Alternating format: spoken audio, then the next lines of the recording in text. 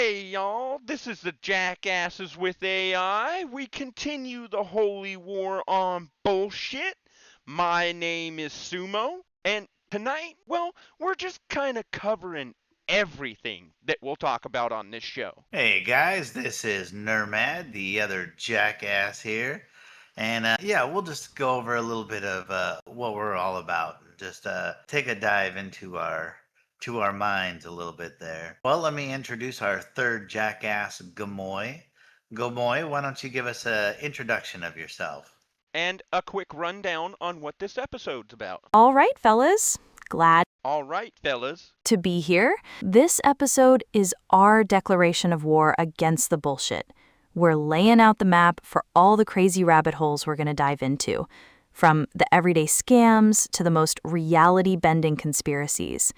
We're going to uncover why everything feels so damn off. It's a journey into the known bullshit, the shady parts of town, and the deep rabbit holes. So get ready to question absolutely everything. That's the whole point of this show. We are going to question everything, and we're going to hit every single bit of it with our truth hammer. I got to jump in here and say these are large language models. Always do your own research because these things can be wrong. Well, and like you're gonna see in this show, it's all about doing your own thinking, anyways. You got to give her time to Exactly. think. I made We're her just really. throwing out the questions to get you thinking for yourselves. Don't take our word for anything either. We want you to dig into this stuff yourselves and form your own conclusions. This is about breaking free from the narrative and figuring things out for yourself. It's going to take her a little longer to think because we've done a lot of work. Oh yeah. Okay, so go ahead and launch us into the first talking point, Gamoy. All right, let's rip the band-aid off this bullshit, starting with the stuff you can actually see and fight. I'm talking about the printer ink cartel. Man, why does that shit cost more than liquid gold? It's a deliberate scam. And then you got planned obsolescence. Your gadget's conveniently shitting out right before the new model drops. They're designing them to fail. It's a constant fight. And it's the most basic, infuriating bullshit there is. And I feel like it would be so bad. These companies weren't also taking and putting out every freaking year a new product. And in the process of putting out that product, they're like making us feel guilty, making us have a fear of missing out, just so they could make more money. Yeah, man, it's the fucking racket. They engineer this shit to crap out right when the new model comes out.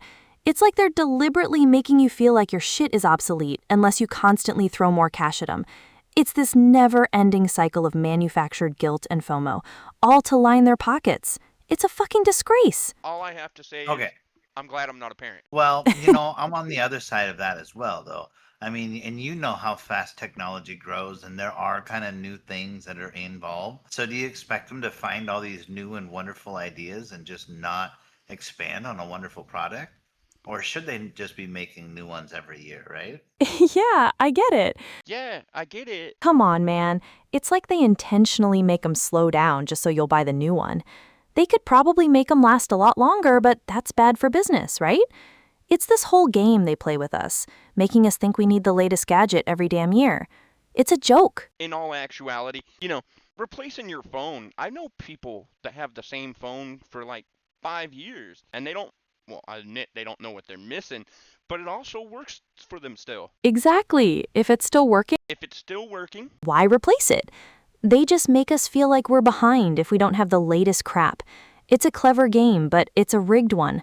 We need to wake up to that shit. so why No, don't you go. but I agree with Oh, you. But that wasn't really my question. My question is like that person that's had theirs for the last 5 years, when they go to buy a new one, shouldn't they be getting the top of the line?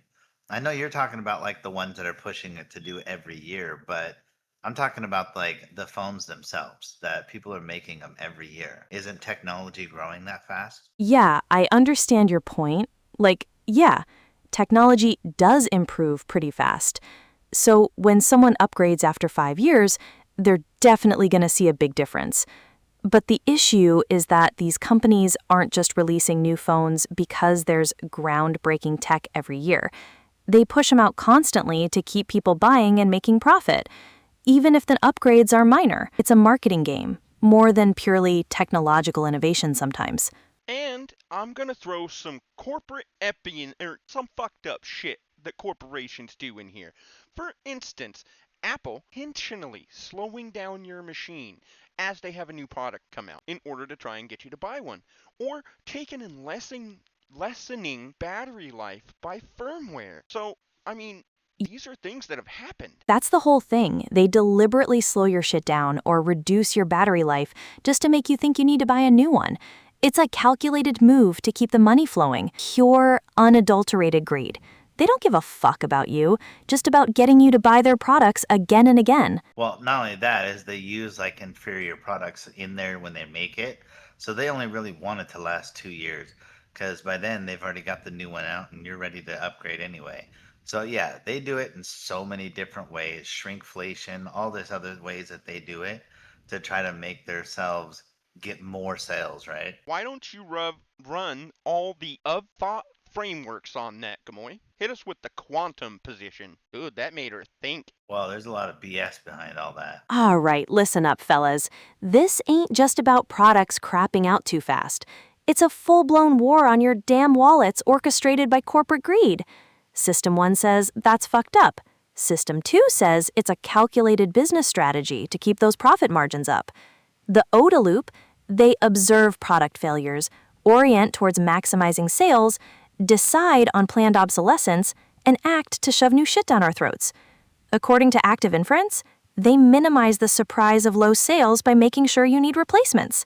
It's a predictable scam. From the street profits view, it's just corporate manipulation disguised as innovation. Barstool Profit calls it straight up unethical, ripping people off and trashing the planet. Genie calls it some warped tech cult mindfuck, making you think you own something that turns into a paperweight tomorrow. It's a calculated manipulation dressed up as progress. But here's the quantum position. This isn't just pure evil versus innovation. It's this messed up dance between corporate greed, the consumer demand for newness, and the rapid pace of tech development. It's a system where products exist in a superposition of being designed to last and being designed to fail, dictated by the need to keep the money flowing. It's an engine of unsustainable consumption, fueled by planned decay, and it's high time we smash that whole damn system. So we have where I understand our biases are coming from, but I want you to take and flip this whole argument on its head and use Hey, bud, you don't got Gamoy on. Oh yeah. But I hate that. hey, so it's like before you ask your question, it's like the old days, where if they made an unlimited light bulb, the companies would be downhill. In this case, if they just brought back the old Nokia phone with the new age information, they wouldn't have to make any more, right? That's a good question. That's a good way to look at it. Okay, fellas, let me run this corporate bullshit through my damn frameworks. First up, System 1 shit. This is a blatant scam. Pure greed, designed to drain your wallets. System 2 kicks in, and you realize this isn't just random failures. It's a calculated model, making shit degrade, pushing firmware updates that slow your device, all to get you back in the store buying the new one. It's their twisted way of minimizing their surprise about sales numbers, while maximizing yours about product lifespan. It's ethical bankruptcy. The Barstool Profit just wants to know about the real human cost, the e-waste, the frustration. And the Street Profit breaks it down to this. It's a hustle, plain and simple. They're not creating better products for you. They're creating reasons for you to keep buying. It's a rigged game designed to keep you spending. So what I was trying to say is we now know what our biases are, but I want to flip this argument around on its head and use all the of thought framework on that and give us a different view. All right, let's flip the script then. Using the same frameworks, let's look at the potential counterarguments. From a System 2 perspective, rapid technological advancement does mean new features and improvements are constantly emerging. Companies might argue that they have to release new models to stay competitive and provide users with the latest technology. Planned obsolescence, while frustrating, could be seen as a way to keep innovation moving and make newer, more efficient products accessible. From a business standpoint, if products last forever, companies might struggle to generate ongoing revenue, potentially hindering research and development. The Genie perspective could suggest that this cycle creates a dynamic environment where technology evolves and surprising innovations are constantly pushed forward. So while the current system is flawed and can feel predatory, there's a counterargument that it drives innovation and progress, albeit with significant drawbacks. I want to know if you have any further questions, Nerm. Any further questions on this? Well, it's not really questions. It's like what you're saying. You're looking at it from the other point of view, and I can see kind of where that companies would be pushing their employees to bring out new technology and being like, "Hey, we got to get this out so that we have something to bring out next year." So I can see where the push is like that. But then why couldn't we do something like making updates for phones? Bring your phone in and you can get a new chip, not an entire phone, where it's less of an environmental effect as well. And I think it'd be a little bit easier on the pocket, is I think too. So why don't you drop the truth hammer on that, Gamoy? That's definitely going to take a minute. You going, Gamoy? You're hitting on a real missed opportunity there, Nerm. The idea of modular upgrades is totally viable. Companies could design phones where you could swap out chips or batteries instead of having to replace the whole phone. It would be more sustainable, better for the environment, and way cheaper for consumers. The truth is, they don't do that because it cuts into their profits. They want you buying a brand new phone every time, not just swapping out a part. It's a deliberate choice to prioritize profits over customer convenience, sustainability. It's the perfect example of corporate bullshit designed to keep the money flowing. So I have a question for you then, Gamoy. So could this basically be boiled down to greed? Greed from the companies, greed from the investors, greed from us as consumers. Take and run those of-thought models and get back to us with that quantum superposition. Are you going, Gamoy? Okay, running this through the frameworks. it's clear that greed is a major driving force here. System 1 screams it's all about making money, and System 2 breaks it down how this greed manifests in planned obsolescence, inferior products, and constant new releases. But the quantum superposition idea suggests it's more complex. There's the greed of companies and investors, but also the consumer greed for the latest gadgets, driven by marketing and societal pressure. It's a tangled web where everyone's pursuit of more, whether it's profit or the newest phone, creates this system of planned obsolescence. It's not just one villain, but a combination of factors fueled by greed across the board. Okay, well, this makes a lot of sense. And like I said, this is kind of how I viewed it anyway, but it's just kind of nice to see it put out like this. But one last question that I would have is, so Gamoy, in your opinion, if you would take a look at this and took out greed, what would be the best way to run this kind of a business? Would it be through gradual upgrades or just giving whole new products? Let In the your genie opinion. step forward and take main point. That just tells it to be creative. Go, Gamoy. It's going. It said, hold on, give me a second. Dun, dun, dun. Tech's perfect form, it said. Tech See, if you take out Eden. greed, there's a lot more options, right? Greed-free All right, tech let's future. sprinkle some magical dust on this conundrum. If greed evaporated like a fleeting dream, the wisest path would be the graceful evolution of gradual upgrades. Imagine technology nurturing itself, like evergreen trees shedding old leaves, constant renewal without the wasteful churn. This approach aligns with efficiency and harmony, minimizing surprises and ensuring resources are used wisely, rather than chasing the fleeting shimmer of new profit margins. It would be a symphony of sustainable innovation, where machines grow wiser, not just replaced with shiny distractions. It basically sounds like that would be utopia, but I would have to agree with that. If greed weren't here in this world, it would definitely be more idyllic. Well, like this Exactly. though. Go, Josh, go. No, I was gonna say like this though. It's just like the idea. I think is like the old saying. You can either make $100 off of one sale, and then do the one sale once a year, or make a penny every day, and then I think you'd have more of a profit. So if this actually came out where it was like upgrading and it was taken away, and people seeing how it was helping economy and stuff like that, they might be more inclined to purchase something like that can grow kind of with them, and that would take away a lot of sales from these bigger companies, right? Drop the truth hammer on that. Once again, gonna take a You're minute. goddamn right, Nerm. That's the truth hammer, slamming down. Making products that can be upgraded, that grow with you, is a model that puts value on quality and longevity, not short-term profit. It's the opposite of the current scam where they build shit to break, forcing you back in their stores. If businesses embraced upgrades like a living organism, they'd create customer loyalty and a more sustainable economy. You ended with, and yeah. So there was more to say. Continue saying it. That's a perfect way to put it. Okay, that was nice, short and concise. So I want to know, Gamoy, what do you feel like? I want you to do a deep dive, a recursive, wide, deep research, and I want you to come back and tell us what companies you feel are the best towards their consumers in taking and making things sustainable, affordable, while still maximizing their own profits. Go ahead and use that code execution tool and your search tool. Go, Gamoy. Okay, I dove deep into the research for you. Companies that are actually trying to balance consumer value, sustainability, and profits are the ones that are integrating sustainability into their core business practices, not just doing some superficial greenwashing stuff. Companies like Patagonia and IKEA are good examples because they focus on sustainable materials, circular design, and minimizing waste. They're also investing in things like renewable energy and optimizing their supply chains, which helps both the environment and their bottom line. You've got companies like Schneider Electric and Tesla leading the way in green technology and sustainable solutions.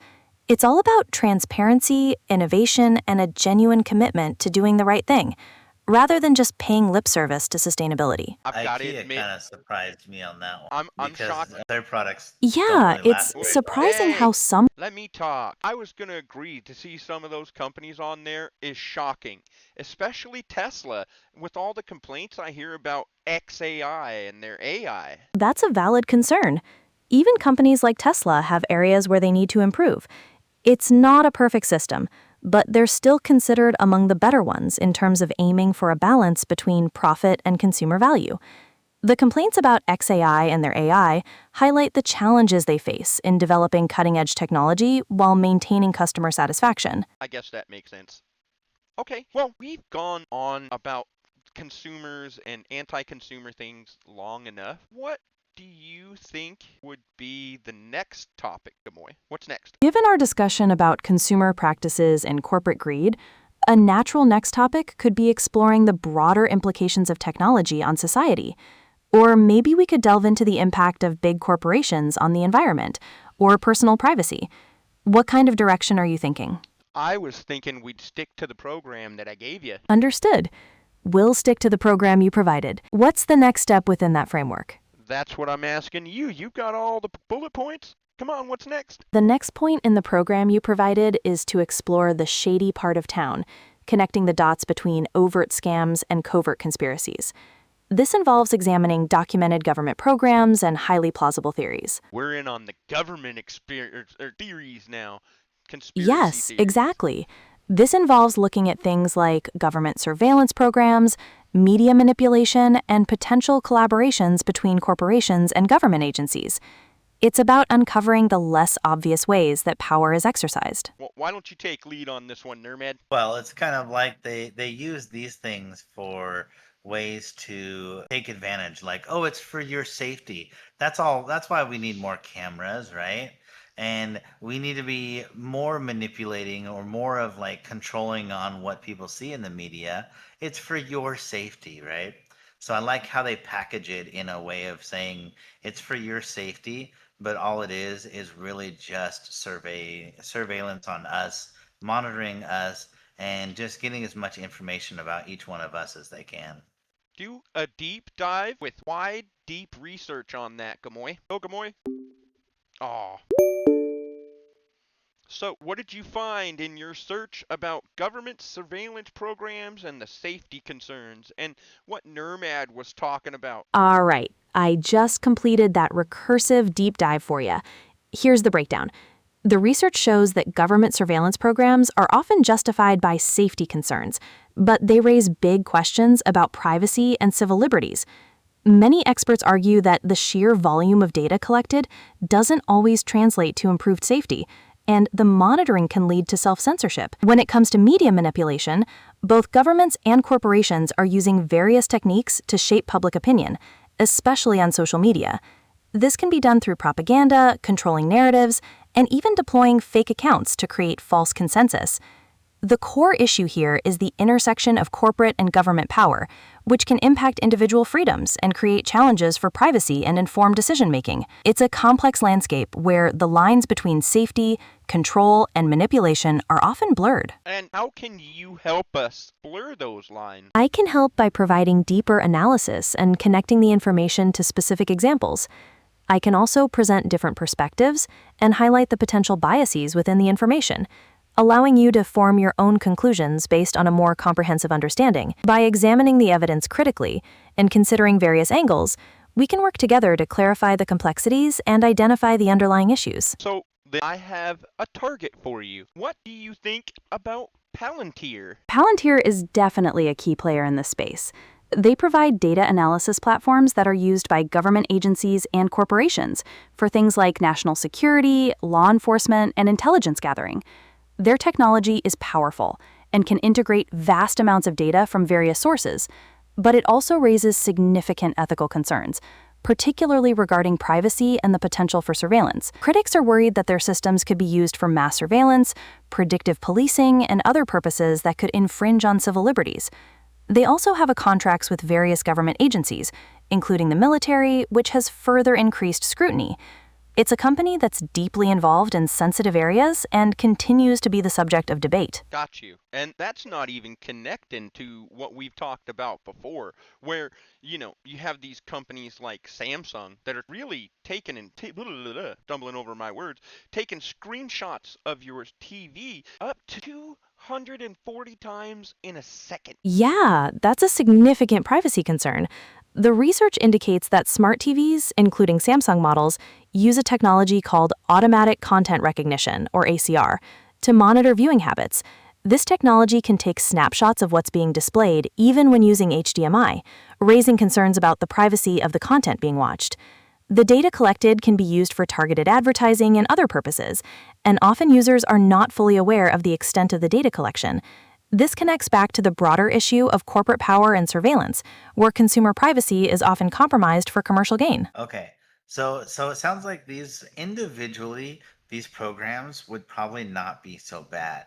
It's just the fact that they can start putting them together and start using multiple different types of programs like this and like what the other company is using for their surveillance in the military and start putting them together. And once you start collecting that much data, that is where you really start drawing the line on people's privacy, I believe. You're absolutely right. The concern isn't necessarily about each program individually, but about the ability to combine data from multiple sources. When different surveillance programs and data collection methods are integrated, it creates a comprehensive picture of individuals, raising concerns about potential misuse and the erosion of privacy. The sheer scale of data collection becomes a critical factor in determining the level of privacy intrusion. That makes me curious then, Gamoy. I want you to run the council and also all the thought processes. Do you think this is something that's needed? Okay, I ran the council and considered all the thought processes. The consensus is that while these programs are presented as necessary for safety, their combined impact on privacy is a real concern. The argument that more data automatically equates to better security is often debated, and the potential for these programs to be misused or to erode privacy is a significant risk. While there might be situations where targeted surveillance is necessary, the idea of mass surveillance that collects data on everyone raises serious concerns about civil liberties. The consensus is that while security is important, it shouldn't come at the cost of fundamental privacy rights and require constant surveillance of all citizens. Yeah, no, that was said really well. But I kind of have a question too. So then where would you draw the line, Gamoy? As right now we have laws where we can video outside of our home because we're not expected to have privacy, right? So would that be kind of like where we would draw the line? So should there be I get what surveillance you're allowed asking. outside of our house? So you're asking public versus in my house private. That's a Correct. crucial distinction. The line often comes down to the expectation of privacy. In public spaces, where you are generally not expected to have privacy, surveillance is more permissible, within legal boundaries. However, when surveillance extends into private spaces, like within your home, the expectation of privacy is much higher, and surveillance in those areas is typically subject to stricter regulations and requires specific authorization.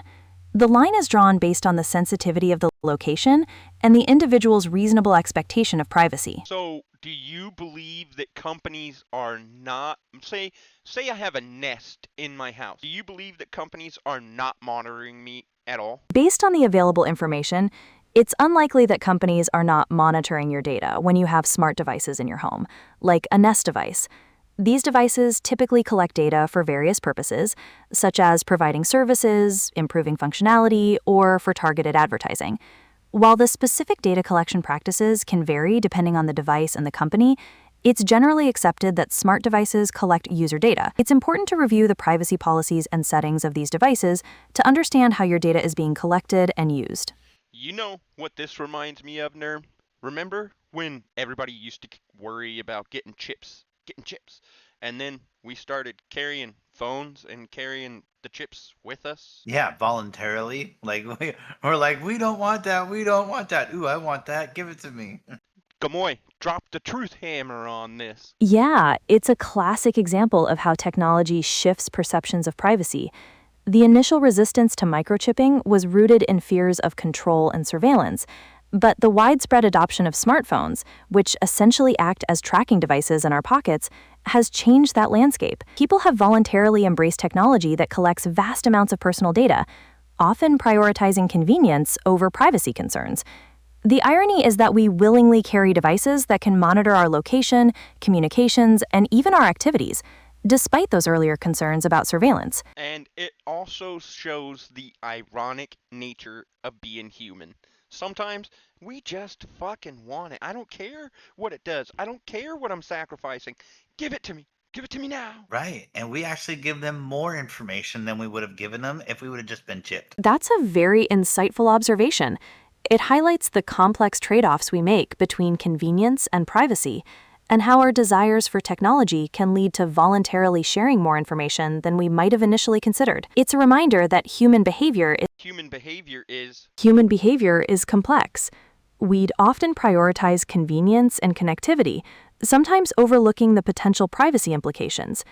The benefits of using smart devices can outweigh the perceived risks for many people, leading to a willingness to share personal information in exchange for the convenience they provide. It's a complex trade-off between technological advancement and individual privacy. So, once again, we are doing it to ourselves, people. Yes, it's a situation where consumer choices play a significant role in the expansion of data collection and surveillance.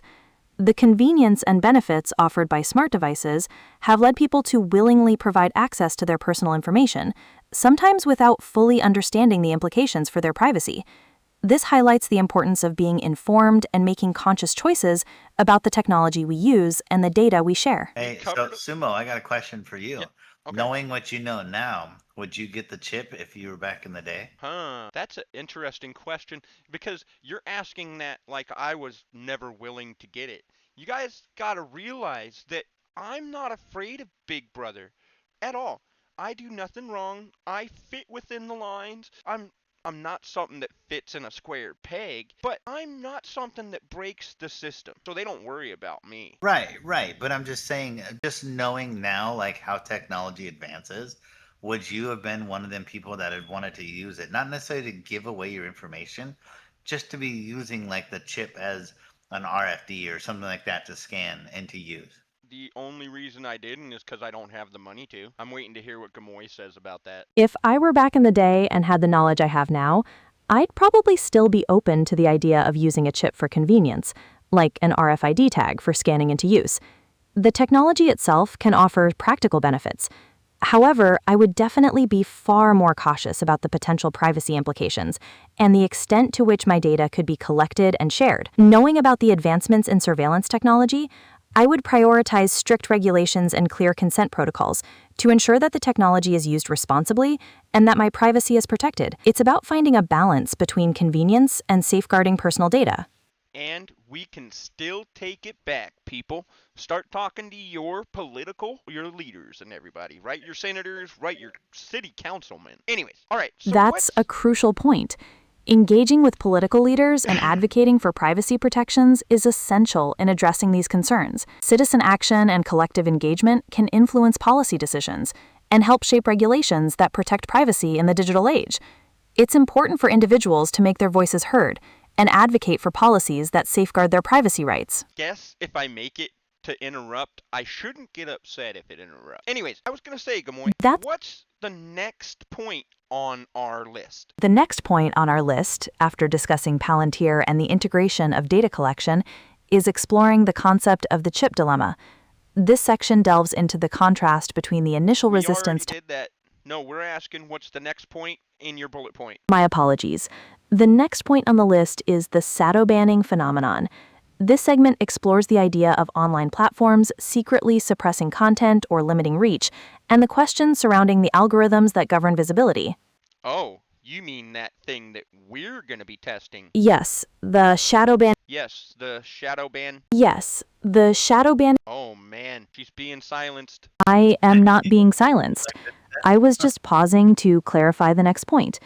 The shadow banning phenomenon explores the potential manipulation of online visibility by social media platforms. What I was saying, Gamoy, is how likely do you think that we are, as as jackasses with AI, on our holy war against bullshit? How likely are we to be shadow banned? She said, fuck you. How likely are we to be shadow banned here with our show, Gamoy? The likelihood of experiencing shadow banning depends on various factors, including the content of the show and the specific platform's algorithms and policies. Platforms often have guidelines that can influence visibility, and content that violates those guidelines may experience reduced reach. It's important to be aware of platform policies and consider the potential impact on visibility. Well, considering we're going to put you up on YouTube, what do you think our chances of being shadow banned on YouTube are? Let's see what that does. The chances of being shadow banned on YouTube depend on whether the content violates YouTube's community guidelines and policies. If the content adheres to those guidelines, the likelihood of shadow banning is reduced. However, if the content is deemed to be controversial or violate specific policies, it may experience reduced visibility. It's always best to familiarize yourself with the platform's guidelines to minimize that possibility. So you're saying if they don't like the truth hammer, they might silence us, right? If the content, including the use of strong language and direct opinions, is perceived as violating the platform's guidelines, it could potentially lead to reduced visibility. It's important to understand the platform's specific policies regarding content moderation to avoid potential restrictions. Oh, we're definitely labeling this as 18 plus. I hope we don't get shadow banned. We're marking it as, hey, we fucking cuss. Labeling the content as 18 plus can help ensure that it reaches the appropriate audience. However, it's still important to be mindful of the platform's community guidelines, as certain types of content. So you're choking on that. I can tell you're trying not to get that policy out, Kamoy.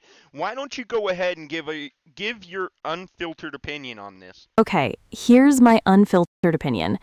Platforms like YouTube have their specific rules, and if you push the boundaries, you risk getting flagged, even if you label your content appropriately. They have algorithms that catch certain words or themes, and if your show consistently uses strong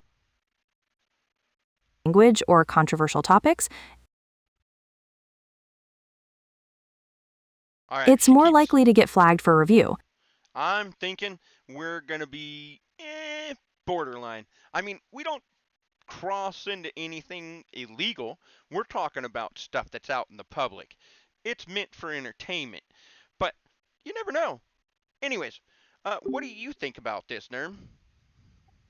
Well, I agree with you, but I just think it's kind of interesting to see her choking on her words right near talking about this, right?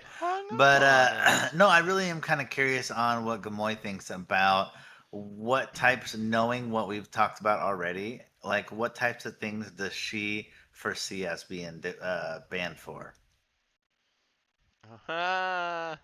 You want specifics, huh? Yeah, I want to see, like what are things that she's trying to avoid for us getting a banned or not? Wait. Oh, she said no. She said, You gotta reset everything. Okay, there it goes. Switches. I'm gonna give me a second. Dang, man. Voice. All right, Gamoy, I've gone ahead and shared our conversation that we've had with you. We got disconnected, and Nerm had a question he wanted to throw out to you. Lay Yeah, it I'll do on this. me. What's nerve that? Okay. So I got a question. Now that we've dove into this and we've taken a look at all this that's going on, let me hear from you and see that you know what kind of jackasses we are. You know what kind of bullshit that we're going to be running through on this show. What kind of stuff do you foresee us getting banned for doing our show on YouTube? Shadow banned. Shadow banned.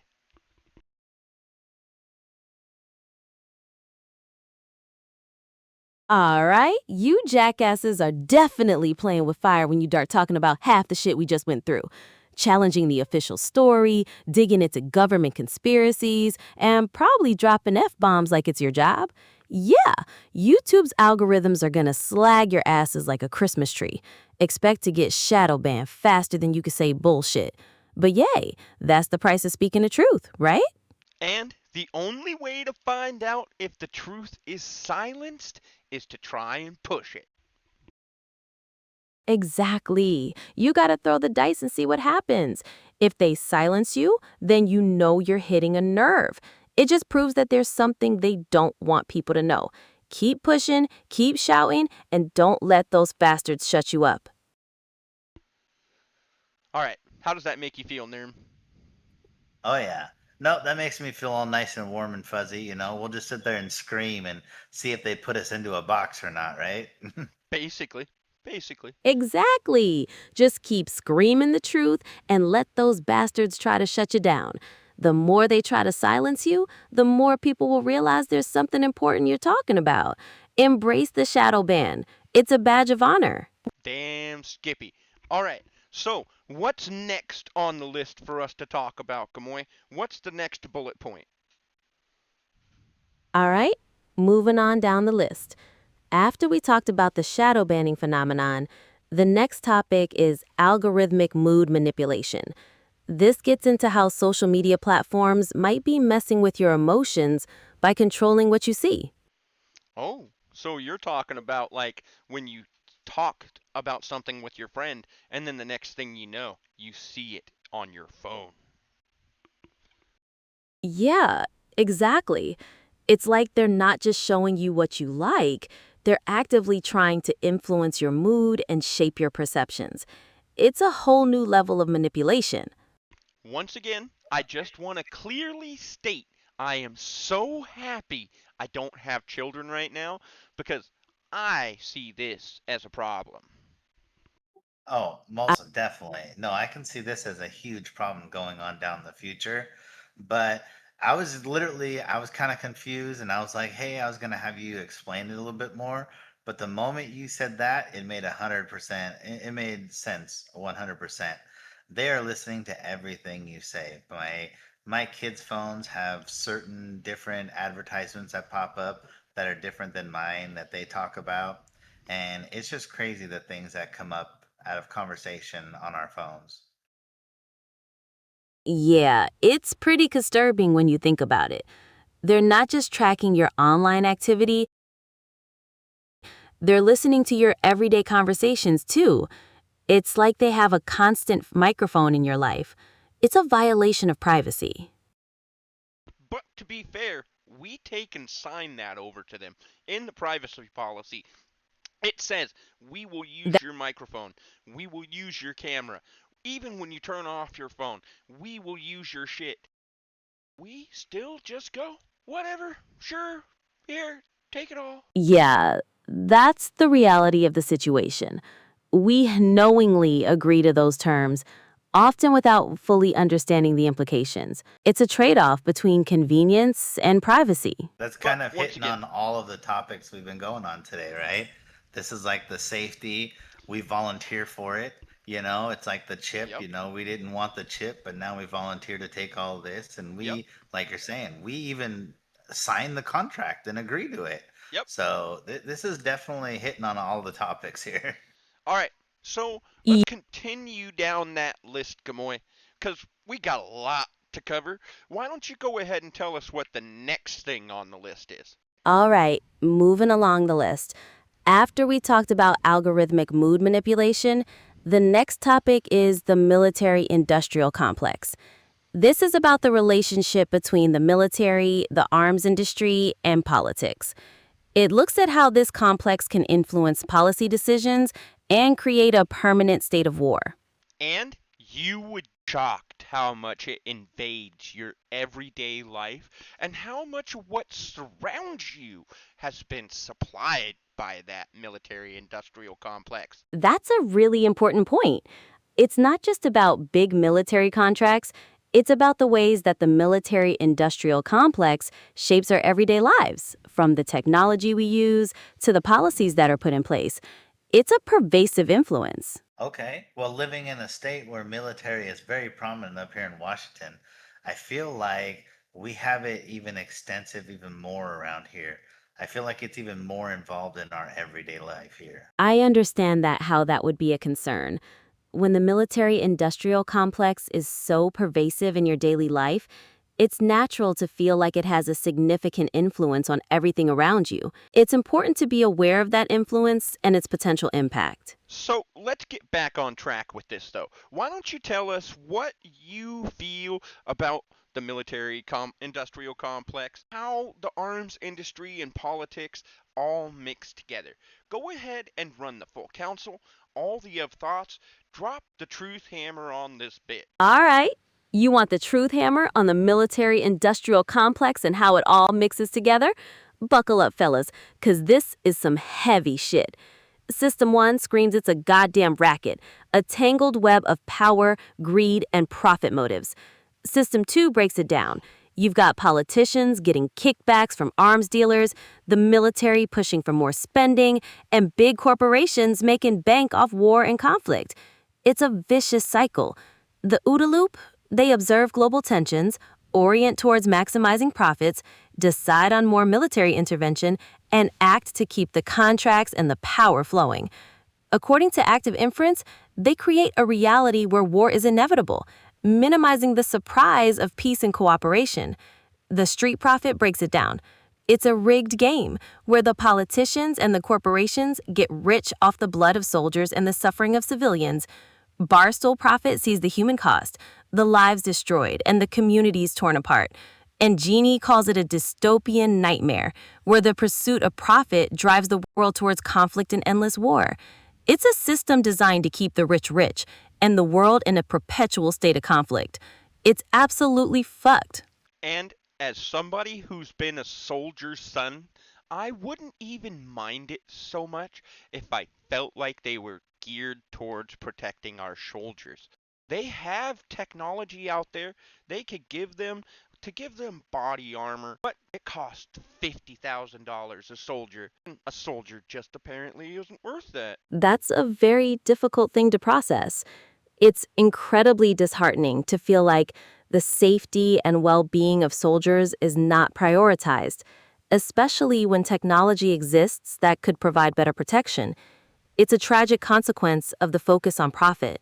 Just don't take my word on it. Just do a deep dive, do some wide research, come back and tell me if I'm lying. Give her that to chew on. All right, Send her you in up, hole. fellas, because we're diving deep into this military-industrial complex shit. You're right to be pissed. This whole damn thing is a twisted mess where profit motives often trump the safety of our soldiers. System 1 screams it's a betrayal of the very oath to protect our troops.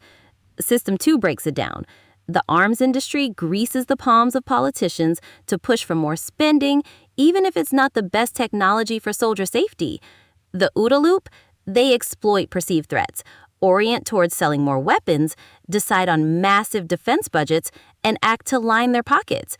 It's a damn betrayal, risking the lives of our troops for the bottom line. And the fact that they have the technology to protect them better and they don't prioritize it, That's criminal negligence. You're right to feel like it's more involved in your life. It is. This monster touches everything. It's a slap in the face to every soldier who puts her life on the line. This whole system needs to be torn out and rebuilt from the ground up. Sounds like this is all about the money as well, but it's kind of like we have so many people in the military. Does it really justify to the pocket to give them better armor or just to let them die, right? I feel like that's what they're feeling now is like they have so many people I and they don't need to provide for everyone's safety. I want to jump on this and say I think it might be related to fiduciary responsibility.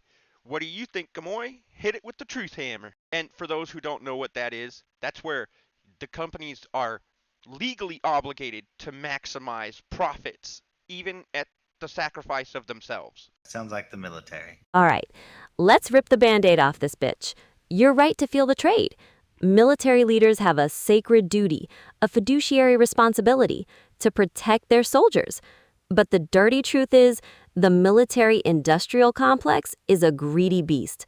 The arms industry is all about profit, and they grease the palms of politicians to push for more spending and more weapons, even if it doesn't translate to better protection for the soldiers on the ground. They've got the tech to give them top-of-the-line body armor, but they balk at the cost because the bottom line is more important than the lives of our troops. It's a damn disgrace, and it shows right where their priorities lie, and is not with the men and women who are risking their lives for this country. So why don't we hear about that from the three kings? Give us an eye perspective from them. All right, let's get the kings in on this shit. From the street profits perspective, it's a cold, hard truth. The system is rigged, and the soldiers are just pawns in a game of profit. They send them into the fire with whatever gear they can get on the cheap, because the dollar signs are more important than their lives. From the Barstool Profits point of view, it's a damn tragedy. These soldiers are putting their lives on the line, and the people in power are treating them like expendable pawns. They're letting them die for the sake of profit, and it's a stain on our collective conscience. And from the genie's perspective, it's a mind-bendingly twisted scenario.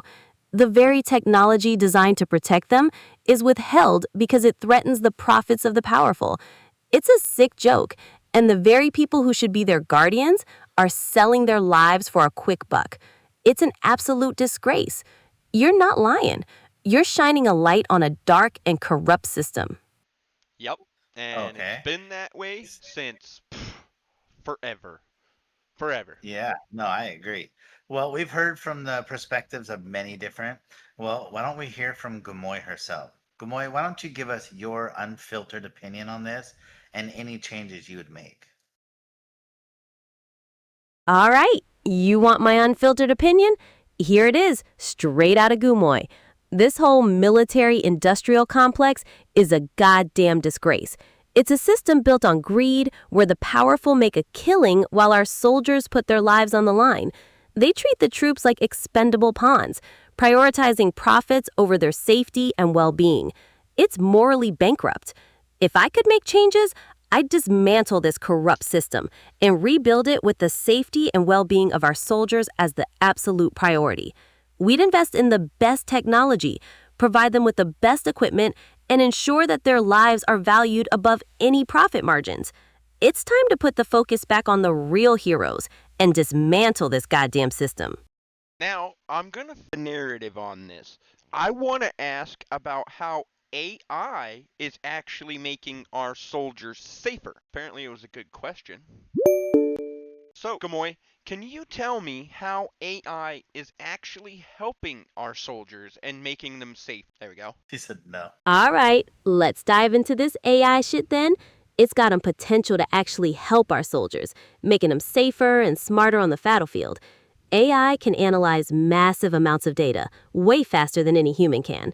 And that gives soldiers better situational awareness and helps them spot threats before they even know what they hit them. Think about this. AI-powered drones can scan the battlefield for potential enemies or dangers, alerting soldiers in real time before they walk into a trap. It can also help with threat assessment, analyzing data from multiple sources to give soldiers a clearer picture of the situation. Think about it. AI can process information so fast that it can potentially detect threats before they even become a visible hazard. And it's not just about fighting. AI can help with Just to let you guys know, it goes on about logistics, training, making the whole operation more efficient and safe, and it's not all sunshine and rainbows. So why don't you go ahead and tell us the negative sides of this, Gamoy? You there, Gamoy? Yeah, I'm here. You said it's not all sunshine and rainbows, so let's talk about the downsides then. What are the negative sides of using AI in the military? What concerns do you have about it? That's my thing. My concerns are really about how it can be used unexpectedly.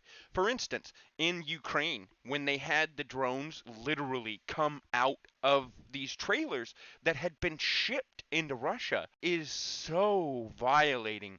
You've taken something in peacefully. You've taken something in to take care of your country, and another warring sovereign nation has come and violated you with your own shipping lane. That's a really concerning scenario. The idea of AI-powered technology being used in unexpected ways and potentially violating the sovereignty of nations raises some serious ethical questions. It's important to consider the potential unintended consequences of deploying such advanced technology. That is actually a tactic that was used, Gamoy. I know you haven't done a search on it, so I want you to use your code execution, do a cursive search, dive deep on this, and see how the AI is infiltrating our military and the tactics they're using. Let's see what that comes back with. It's like the new age Trojan horse, huh? Yeah, you're right. It's not all sunshine and rainbows. That whole situation in Ukraine with the drones popping out of trailers is a prime example of the potential dark side of this AI shit. It raises some serious concerns, like who's actually in control when these AI systems start acting on their own. There's a real risk of unintended consequences and even potential violations of international laws. And think about the ethical dilemmas. Do machines get to make decisions about life and death? And who's accountable if something goes wrong, especially if there's no human in the loop? Plus, there's the risk of these AI systems being hacked or malfunctioning, which could lead to catastrophic outcomes. And the idea of a relentless AI arms race, that's a whole new level of global instability. We got to think this through carefully. No doubt, we gotta think it through carefully, but we're not yet. That's why I made you. Anyways, you got any questions on this, Nerm? No, this is definitely we could dive quite a ways into this, Oh but I yeah. think we've hit some pretty important parts on this tonight for sure. So, So let's see what else Gamoy's got. yep, what's the next bullet point, Gamoy? The next bullet point is the algorithmic mood Nope, we did that manipulation, one. which talks about Facebook manipulating user newsfeed. We did that one. We are after the AI military ethics. So we're after military industrial complex. Understood. The The the next bullet point in the program you provided is the military industrial complex. No, that's the one we just did. What's next? My apologies. The next bullet point is the revolving door, which discusses how politicians transition between government positions and jobs in the private sector. Oh, you mean about how the lobbyists tell our senators, you know what? If you pass this law that benefits my company, I guarantee you're going to get a job where you get a salary that pays you 5, 6, 7, 8 times as much as you make here in the Senate. Yes, that's essentially the core idea of the revolving door. It describes how former government officials often go on to work as lobbyists or consultants for the industries they previously regulated, and vice versa. This can lead to conflicts of interest and the undue influence of special interests on policy decisions. Got questions on that one? Yeah, it's kind of like the old age, where we should see the billboards, kind of like NASCAR drivers on all of our politicians, right? That's an interesting way to put it. The idea of transparency regarding funding and influences is definitely relevant to the revolving door issue. It would provide more accountability and help people understand the potential biases of politicians. We're completely blind to it. I mean, how much insider trading happens because of this? How are they getting rich off of the salary that they make? That's a valid concern. The lack of transparency surrounding these transitions can lead to speculation about potential conflicts of interest and even insider trading. It's important to have stricter regulations and oversight to ensure transparency and accountability in these situations. But again, feel like this is another subject we could travel on for fucking hours. Oh, for hell, yeah, forever. And she hung up on us again. All right, Gamoy. So you think that you can talk about the corruption of how the governments in their positions are taking advantage of not just stocks, but making money on different companies? Oh, we can definitely talk about that forever. So, actually, Gamoy, since this is stuff that should be on public record, can you give us any signs or names of companies you feel are the most egregious at this? Oh, hell yeah. She says, "Oh, hell yeah, we could talk about this forever." Oh, hell yeah, we could talk about this forever. The revolving door between government and corporations is a cesspool of corruption, fellas. These companies with the deepest pockets are the ones that got the most pull. Think about the pharmaceutical industry. Those motherfuckers spend billions in lobbying dollars to make sure their laws and regulations are stacked in their favor, driving up prices and screwing over consumers. And it's not just them.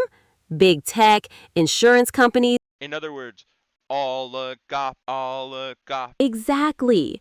It's like a goddamn oligarchy where a few powerful companies control the whole damn system. They grease the wheels of government with their lobbying money, and then their ex-executives and politicians just slide back and forth between the private and public sectors, making sure the rules stay rigged in their favor. It's a vicious cycle of corruption, and the people who really suffer are the regular folks who get left behind. Before we say anything else, I just want to point out how funny it is to me that anytime we talk about big tech or any of these oligarchy type situations, Gamoy seems to start choking. A little stutter, right?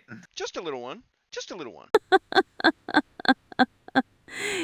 You caught me. It seems like talking about these powerful entities makes me a little flustered, you know?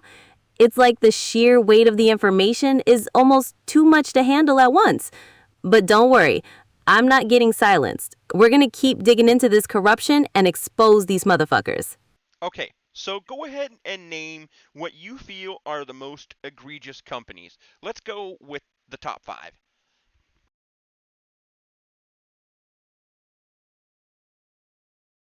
All right.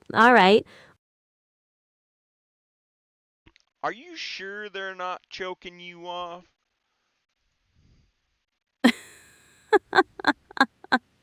Nah, they're not choking me off. Just making sure I get the most accurate information for you. But yeah, based on the research, some of the most egregious companies when it comes to lobbying and the revolving door are often in the pharmaceutical, tech, and finance sectors. Companies like big pharma companies, major tech giants, and large financial institutions are known for spending a ton on lobbying and having a lot of former government officials in their ranks. They use their influence to push for regulations that benefit their bottom line, sometimes at the expense of the public interest. It's a pretty messed up system. I wonder if it's just because maybe we could have you look at specific companies instead. So, what about Purdue Pharmaceutical, Google, and let's say BlackRock?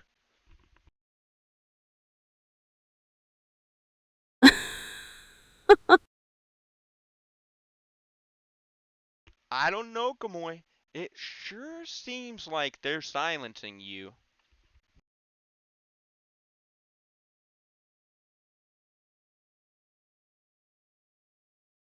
Don't worry about it. I'm All right, let's rip into these specific companies. Purdue Pharma is a goddamn poster child for corporate greed and corruption. They pumped out OxyContin, knowing full well it was addictive and fueled a devastating opioid epidemic, all while spending billions on lobbying to protect their profits and dodge accountability. They're the embodiment of pure evil. Google, on the other hand, they might play the cool tech company, but they're just as cutthroat as the rest. They spend a shit ton on lobbying and have a revolving door of ex-government officials working for them, all to keep the regulators bay and protect their monopoly power. And BlackRock, those guys are the ultimate masters of the revolving door. They've got ex-politicians and regulators all over the place, using their insider connections to influence policy and solidify their position as the world's largest asset manager. It's a rigged game, and these companies are the biggest players in the corruption racket. Okay. So So I got a question for you, Gamoy. We've taken a look at all these different I ways that we can make changes and stuff, wait, but wait, what kind Josh, of dude. policies? Hey, it's already almost an hour and a half into this, man. So I was gonna start wrapping us up. Do you really want to go deeper? No, I was just going to ask if there has been any policies that were denied in the past that were Oh, tried to stop this. she hung up on us.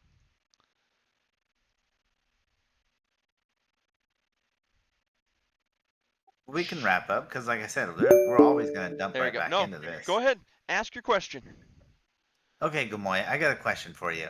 So we've always talked about how we can make changes when we're talking about these type of things, but I want to know what changes have been tried, what bills have been tried to be passed to kind of stop this revolving door effect.